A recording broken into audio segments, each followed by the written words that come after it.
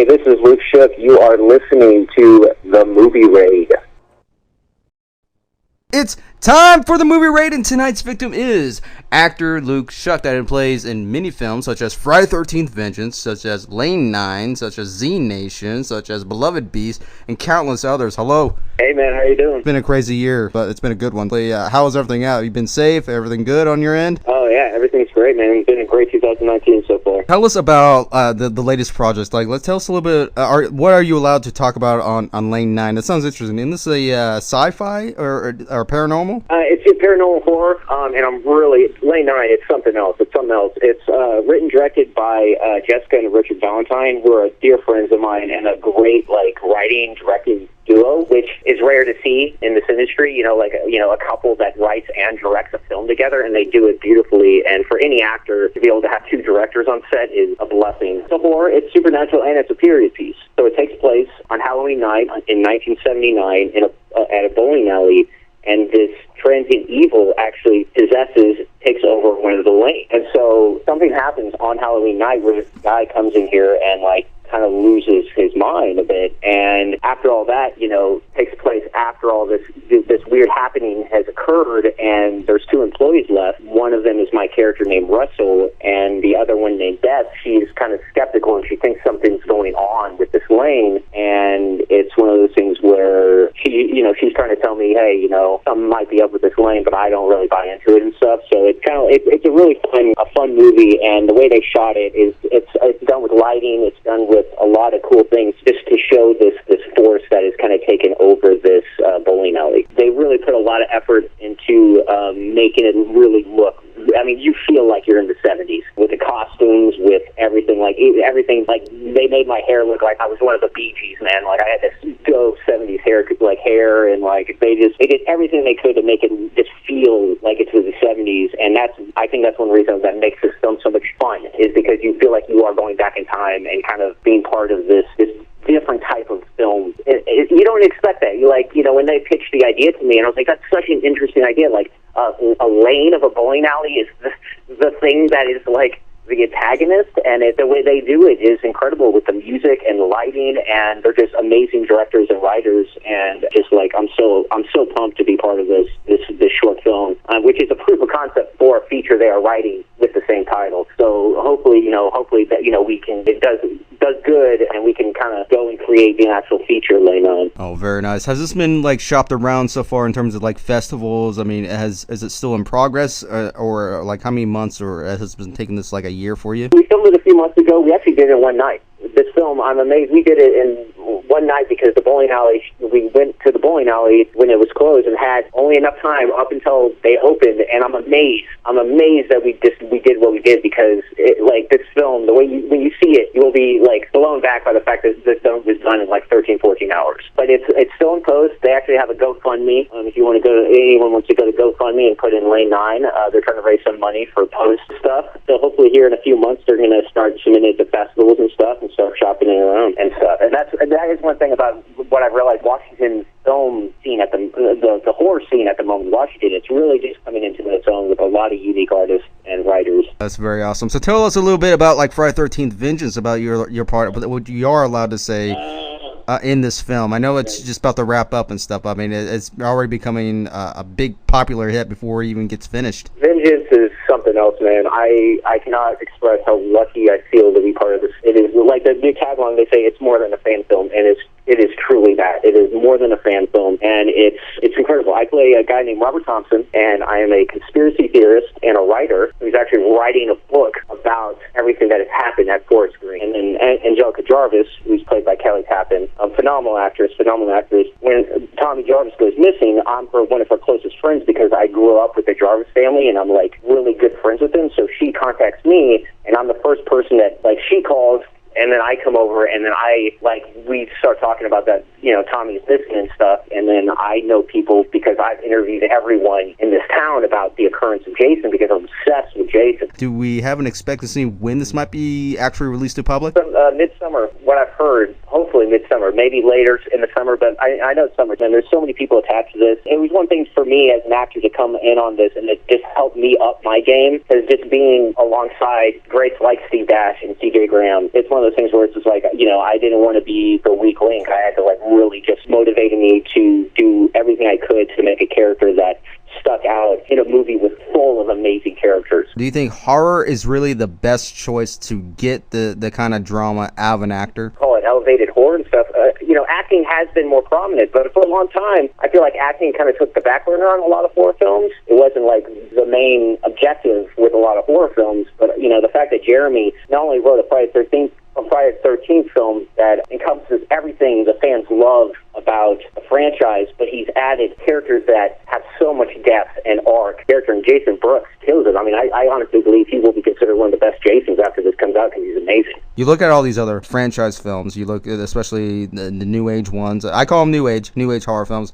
And when it comes to all these different new elements that they're adding to it, or cheap thrills, but with a pretty bow wrapped around it these days. Yeah, no, and that's it. It's easy to kind of get lost in special effects or fluff or anything like that, and even lose sight of story and character development, and just have it be flashy or just have just a lot of blood and gore stuff jumping out at you. But really to be able to give the fans everything they want, and then add characters that you're not just waiting for them to die. You see a lot of horror films and you're just like, oh, I'm glad they died, thank you. You're just waiting for them to be cannon fodder. And with this, it's like, with Vengeance, they've made characters where the audience are going to be truly relate to them. And that's one reason why with Robert, my character, Jeremy and I talked about character a lot, and one thing that we talked about being a really cool idea is the fact that he's almost a fan himself. Like, he grew up with these stories, and so to have a character that almost sees Jason and Tommy Jarvis in the way that fans see Jason and Tommy.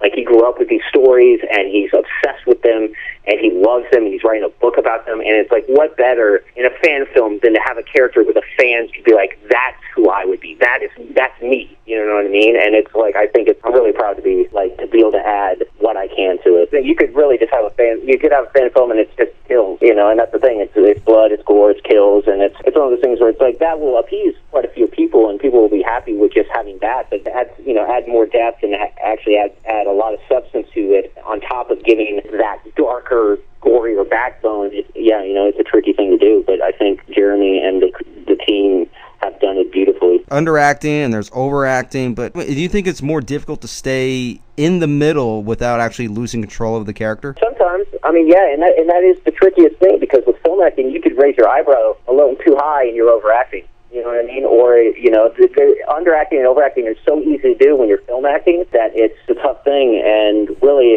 for me, it's a case-by-case situation with each character and the nuance, everything from their posture to their tone to their presence, and it's really one of those things where it all depends, Yeah, and presentation is always, every actor should think that's the most important key. Either presenting the character and acting the character and showing what the viewer, the audience is as far as the whole storytelling is. You got a big responsibility, and the actors usually just do it straight through, and they're actors that really put the TLC into this. Yeah, no, totally, and that's easy to do, and a lot of people don't give the audience enough credit. A lot of people don't go into it realizing that the audience is way smarter than a lot of people think they are when it comes to acting and what it means to observe truly authentic acting. So sometimes actors will go in there and memorize the lines, emote the best way they feel like they know how or been trained to, and it doesn't come across authentic. It comes across like they're being emotional, but not human. And it's one of those things where, and the audience knows, they might not be trained actors, they might not, have studied acting, but they subconsciously know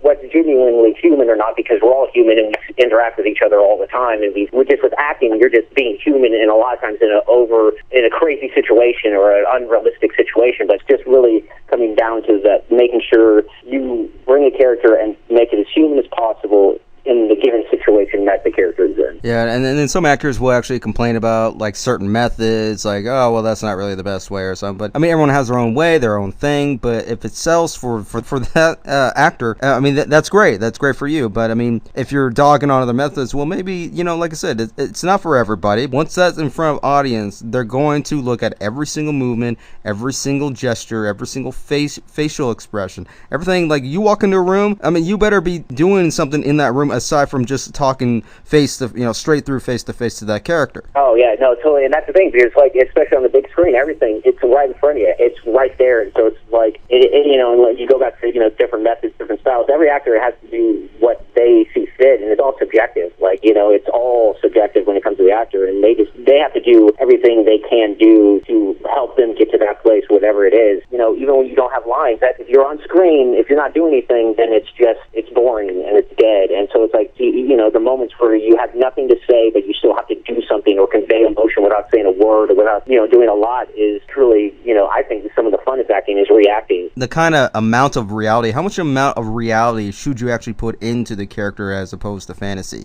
Oh, yeah, good question, man. I think really that is depending on the character, because a lot of characters, some characters you can put a lot of self-filter in. Like, if there's, like Robert, the character in Vengeance, I feel like I put a lot of myself into this character and a lot of my ideals and a lot of who I am into this character, which was easy to do. But then there's some characters where they're so kind of out there and so just separated from anything you are, it gives you a chance to even go a little different with it. Like, you can, there is no self-filter because it's like you don't really relate to the character, but at the same time, that's even just as fun because you can really then truly create something that is completely separate from you. Yeah, and I think that's basically the wow factor, in my opinion, right there, because once you do that, I mean, then you spark an interest to the audience when they're like, oh, huh, okay. I mean, it doesn't matter what situation is, because when you do that, it's a pinpoint. That's where you start right there, because it's almost like a little bit invisible meter, man. Because once you generate interest from the audience, they're like, oh, but you don't want to raise it too high, you don't want to make it too low. Otherwise, it's just going to be boring. It's going to be uninteresting, and then they're just going to move on from the scene, or they might even get up from the actual chair and just leave. Talking about keeping it interesting stuff, and it's like there has to be, like, the audience always wants you want to make them always wonder, what are they thinking? Even if you give them everything the character has, you always hold a little bit back. Like Brando always said, if you feel like giving 100%, give 80%, because you always have to leave that mystique, some kind of mystery behind the character's eyes, behind their motives, or behind who they are, so the audience wants to know more. They're like intrigued by the character and just like feel like, oh, I want to know more about this character. He's mysterious somehow. And I feel like, and there's so many things that actors can do to just make a performance stand out more and just be more engaging for the audience. And we have a submitted question. Are you ready for this? Sure, yeah. All right, this one is from Alexi Angelino, and she says, what is your favorite role that you have played to date, and why? I think Russell in Lane 9, it was a really fun character to play. Because he's an employee at this bowling alley, and he thinks he's too cool for school, but he should probably quit years ago, but he didn't, and so he's a huge dork, but he doesn't think he is, and he's just a really great character. And then Robert Thompson, I mean, this character in Vengeance has really grown on me, and I'm really, I'm sad to kind of, it's almost done with this character, because I put a lot into it, and me and him have gotten close, I guess you could say, and, it's going to be sad to see him go. Go ahead and plug in anything that you want to plug in, any websites, anything that has been released that you want to promote, or anything that you would like to promote in general, any dates and so forth.